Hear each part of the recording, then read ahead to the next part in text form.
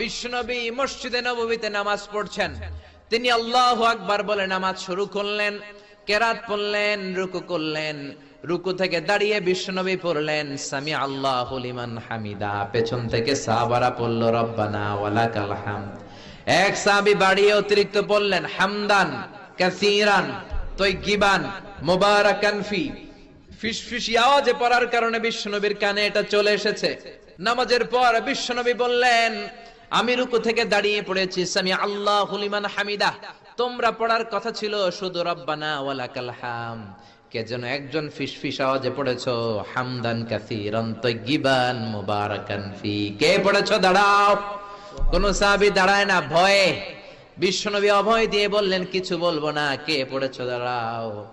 এক সাহাবী দাঁড়িয়ে বললেন, ও নবী আমি পড়েছি। বিশ্বনবী বললেন, এটা তো আমি শিখাই নাই, কই পাইলা, কেন পড়ছো? সাহাবী বলে, নবী গো, আল্লাহর তাসবিহ অল্প পড়লে আমার পোষায় না, এই জন্য আমি একটু বাড়িয়ে পড়েছি। আল্লাহু আকবার।